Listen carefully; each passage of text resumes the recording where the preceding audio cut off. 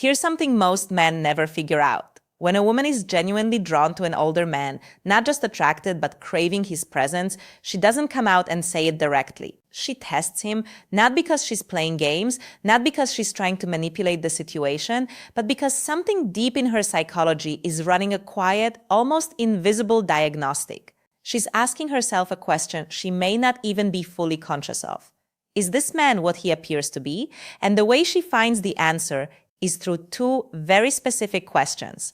Not interview questions, not obvious questions, subtle ones, emotionally loaded ones, questions that are wrapped in casual conversation but carry the weight of everything she's trying to figure out about him. Most men fail these tests completely, and they never even know the test was happening. They give the right answer, the logical answer, the polished, impressive answer, and she pulls back, not immediately, gradually, quietly.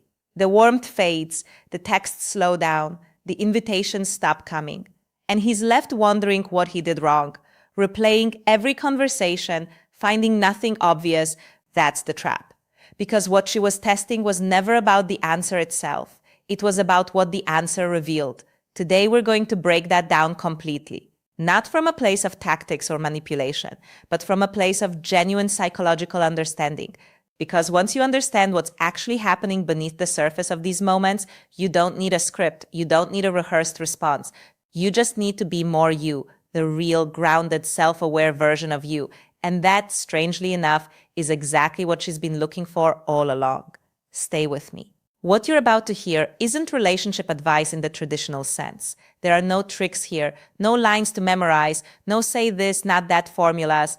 What I'm offering instead is a psychological framework, one that's rooted in attachment theory, in evolutionary psychology, and in the quiet emotional mechanics that drive female desire, particularly when a woman is drawn to an older man. Now, why specifically an older man? Because the dynamic is different. When a younger woman, or even a woman of similar age who has lived enough life to know what she wants, gravitates toward a man who is older, she isn't just responding to his appearance or his resources. She is responding to something she senses in him, a quality, a texture, a particular kind of presence.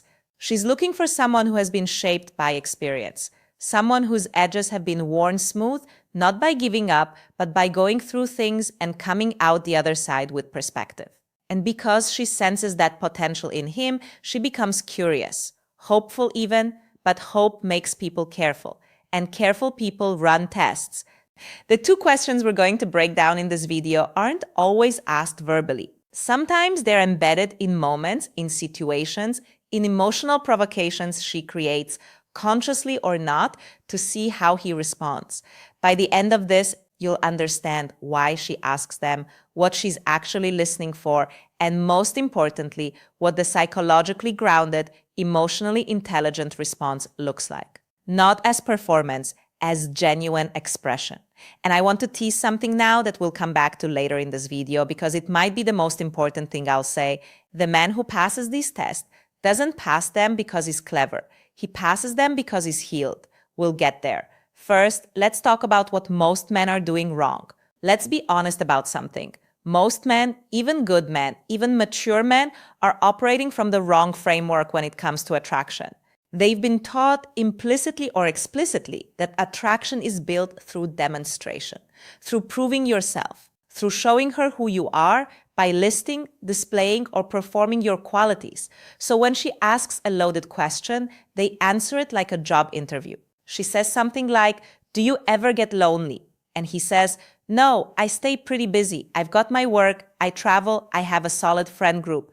Technically true, socially safe, emotionally a complete miss, because that's not what she was asking. She wasn't conducting a logistics audit of his calendar. She was opening a door, quietly, slightly, just enough to see if he'd step through it honestly.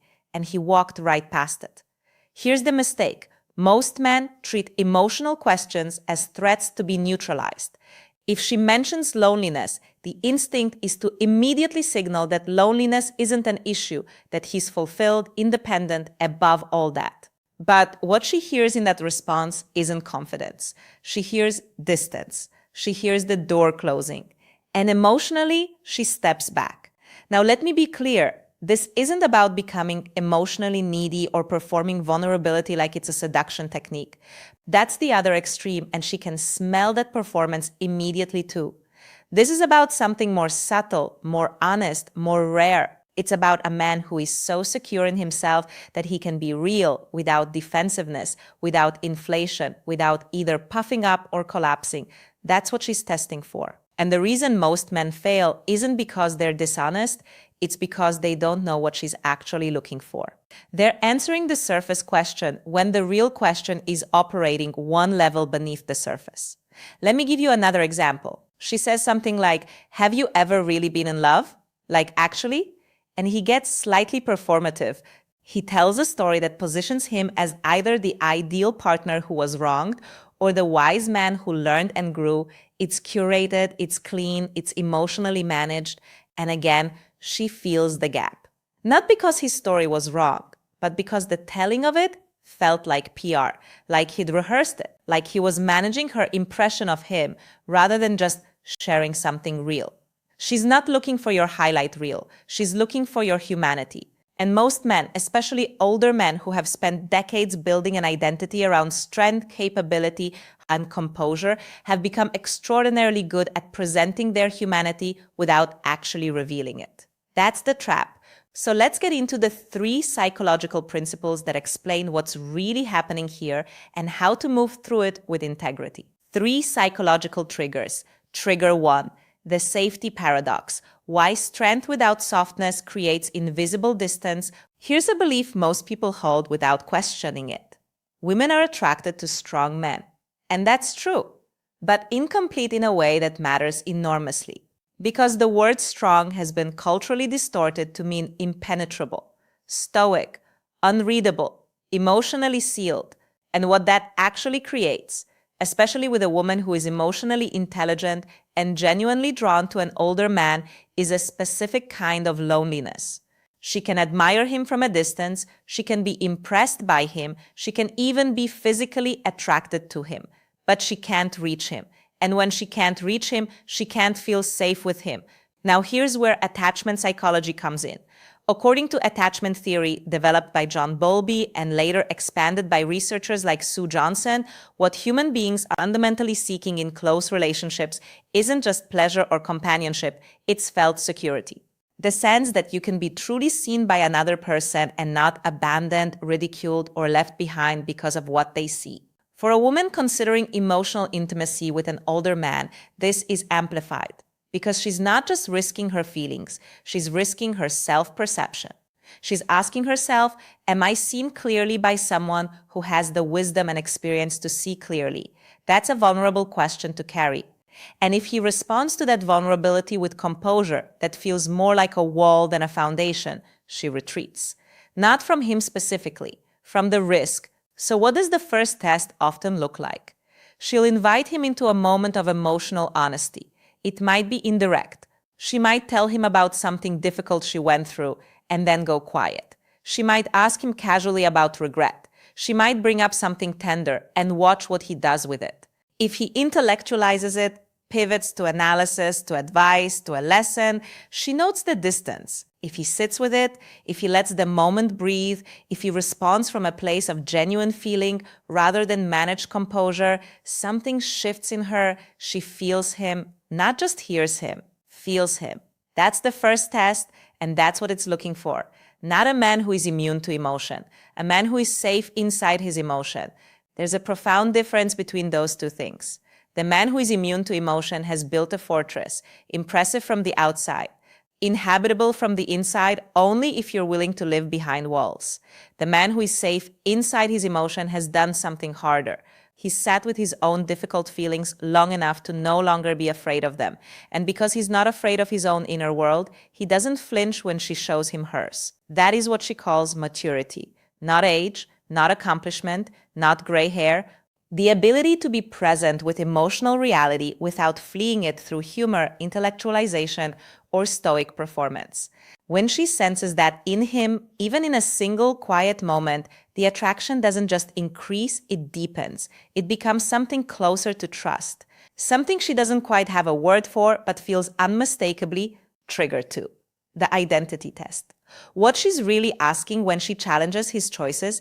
Now let's talk about the second category of test, because this one is more provocative and more misunderstood. At some point, a woman who is falling for an older man will challenge something about him. It might be subtle. Do you ever wonder if you made the right choices? It might be more direct. I feel like you hold people at arm's length. It might even be a challenge disguised as curiosity. Why do you think you've never settled down? The average man hears this as criticism, and he responds in one of two ways. He either defends himself, explaining, justifying, building a logical case for who he is and why his choices made sense, or he overcorrects, suddenly agreeing with her, subtly rearranging his self-presentation to align with what he thinks she wants to see. Both responses fail the test, not because they're wrong, logically, but because of what they reveal emotionally. Defense says, my sense of self is fragile enough that I need to protect it from your perception. Overcorrection says, your approval matters more to me than my own self-knowledge. Neither of those is what she's looking for. What she's actually testing, and this is the part most men completely miss, is whether his identity is his own. Let me say that again because it matters. She's testing whether he owns himself, not whether he's perfect, not whether his choices were flawless, not whether he can justify his history to her satisfaction. She wants to know if he knows himself. If his relationship with his own story is settled enough that he doesn't need her to validate it and isn't threatened when she pokes at it, because here's the psychology beneath the challenge. A woman who is drawn to an older man is, consciously or not, looking for a relationship where she doesn't carry the emotional weight of his identity. She doesn't want to be the source of his self-worth.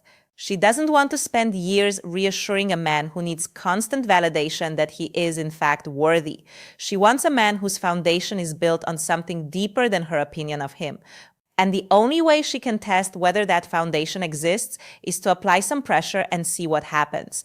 If he wobbles, she notes it. Not cruelly, simply. And she recalibrates. If he holds, not rigidly, not defensively, but with a kind of quiet groundedness, something in her relaxes. She thinks, even if she doesn't articulate it, I can't break him with my doubt. I can't diminish him with a question. He knows who he is. That's profoundly attractive. And the way to respond to these moments isn't to have the right answer. It's to respond from the right place. Something like, yeah, I've thought about that. Some choices I'd make differently. Some I understand better now than I did then. But I'm not at war with my past. That's it. No defense, no performance of self-reflection designed to impress her, just honesty with a settled center. Notice what that communicates without saying it directly. I've done the inner work. I'm not hiding from my life. And your challenge doesn't shake me. Not because I'm invulnerable, but because I'm at home in myself. That is the response of a psychologically mature man, and it passes the test not with cleverness, but with groundedness. Trigger 3, the presence test, the most important and most rare quality she's looking for. Now we arrive at the third trigger, and I want to spend the most time here because this is the one that separates everything. I said earlier that the man who passes these tests doesn't pass them because he's clever. He passes them because he's healed. This is what I meant. There is a quality that women, particularly women who are drawn to older men, who have their own emotional intelligence and life experience, describe in almost identical language when they talk about the men they've fallen deeply for. They say things like, he made me feel like I was the only thing in the room. I felt like he actually heard me, not just my words, but what I meant. Being with him felt like exhaling. That quality has a name in psychology, full presence, and it is extraordinarily rare. Full presence is not the same as attention. Plenty of men can pay attention. They nod at the right moments. They ask follow-up questions. They make eye contact. But internally, they're managing, strategizing, editing their next response, monitoring how they're coming across. A woman's nervous system can feel that. Not always consciously, but she picks up on the subtle signal of a man who is partially elsewhere even when he's physically present. And it creates a quiet friction. An emotional distance she can't quite explain. Full presence is something different. It's the state in which you're not managing the interaction, you're genuinely in it. Curious, open, not thinking about what comes next, not reviewing what you just said. not calculating the odds of where this is going, just here, now, with her. And this is the thing that can't be faked. You can fake confidence, you can rehearse groundedness, you can perform emotional intelligence, but you cannot fake full presence because it doesn't come from technique. It comes from a particular relationship with yourself, one where you're comfortable enough in your own skin that you don't need the interaction to be going a certain way in order to feel okay. Men who haven't done the internal work, who are still carrying unresolved anxiety, unprocessed grief, lingering shame from past relationships or failures, cannot access full presence consistently. Because part of their attention is always quietly devoted to managing those unresolved places. They're present and guarded, present and performing, present and slightly elsewhere, and she feels the end. The third test, then, is not a question she asks with words. It's a moment she creates intentionally or instinctively, where she says something real, something that requires him to actually receive her rather than respond to her. She shares a fear, a contradiction, a piece of herself that doesn't resolve neatly. And she watches. Does he rush to fix it? Does he redirect to his own experience? Does he offer advice when she didn't ask for advice? Or does he stay? Does he let her words land? Does he respond to what she actually said instead of what he was already preparing to say? Does he make her feel received? That word received is the most important one in this entire video. A man who receives a woman without flinching, without immediately fixing, without redirecting, that man is communicating something profound without saying a word. He's saying, you don't need to be different than you are in order to be here with me. And for a woman who has spent time around men who needed her to be simpler, smaller, more manageable, that experience of being fully received is intoxicating in the truest sense. It doesn't feel like attraction, it feels like relief. And relief at depth is one of the most powerful emotional bonds that exists. This is why the healed man, the man who has sat with his own pain honestly, who has made peace with his own complexity, who is no longer at war with himself, is so distinctly different in his presence. He doesn't need her to be a certain way in order to feel okay, so he can actually see her as she is. And being truly seen, not idealized, not managed, not assessed, but seen, is what she's been looking for all along. Let me bring this down from the psychological to the practical, because this is where a lot of content loses people. It stays abstract. What does this actually look like day to day in real interactions? Let's take the first trigger, the safety paradox. You're in a conversation that drifts somewhere tender. Maybe she's told you something difficult. Maybe she's gone quiet after something meaningful. The instinct for many men is to fill the silence, to be helpful, to be wise. Resist that. Let the silence do its work. And then, if you respond to the feeling beneath the words, not the words themselves. If she says, I've just had a hard time trusting people lately, you don't launch into a 5-point response about trust and how you're a trustworthy person. You might say something as simple as, that makes sense. Feeling that way after being let down doesn't just disappear on a timeline. That's it. You're acknowledging what she said. You're not fixing it. You're not centering yourself. You're not making a case for why she should trust you. You're just sitting next to her in it. Honestly, that's the response of a man who has access to emotional presence. Now, the second trigger, the identity test. She challenges something, your choices, your patterns, your past. The move is simple, but it requires genuine inner work to execute without performance. Don't defend, don't collapse, engage. That's a real question. I've thought about it. Here's what I actually believe. And then you share it honestly, including the uncertainty, including the places where you're still figuring things out. Because a man who can say, I don't have a complete answer for that, but I know this much, is showing her something invaluable, that his self-knowledge is genuine, not curated. Curated self-knowledge sounds smooth. Genuine self-knowledge has texture, edges, a sense that it was arrived at through actual living rather than constructed for presentation. She can tell the difference immediately. And the third trigger, presence. This one is less about what you say and more about the quality of attention you bring. Practically, that means put the phone down, not just physically, but mentally. Stop thinking about where the evening is going. Stop editing yourself in real time. When she speaks, let her words actually land before you form a response. There's a pause available between hearing and responding. Most people never use it. That pause, when you actually inhabit it, communicates more than most words can. It says, I'm not just waiting for my turn to speak. I'm actually here. That pause is not weakness, it is depth. And in a world full of men who are constantly performing, managing, and presenting, a man who simply arrives in a conversation fully is astonishing to a woman who has eyes to see it. One more practical note. Be willing to be ordinary in her presence, not uninteresting, not passive, but free from the need to constantly be impressive.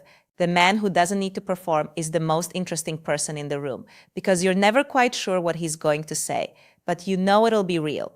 That unpredictability, grounded in authenticity rather than chaos, is magnetic in a way that manufactured charm can never quite replicate. If any of this has resonated, if you found yourself recognizing moments from your own life in what I've described, I want to offer something gentle. Not a formula, not a course, not a set of rules to memorize. Just this. The work that makes you better at these moments, the presence, the groundedness, the ability to be emotionally honest without either performing or collapsing, that work is interior. It happens in the quiet spaces, in how you relate to your own difficult feelings, in whether you've given yourself permission to be a full human being rather than just a capable one. If you haven't done that work yet, that's not a failure, it's just where you are. And the fact that you're here, asking these questions, thinking at this level about what emotional maturity actually looks like, that already puts you ahead of where most men are. If you'd like to go deeper on any of the psychological threads I've mentioned today, let me know in the comments what part of this landed most for you. What are you still working through? I read everything. And the conversations that happen down there often shape what we explore next. This channel exists because I believe that the most powerful thing a man can do for himself and for the people he loves is understand himself better. Not perfectly, not completely, but honestly, that's the project. And you're already in it.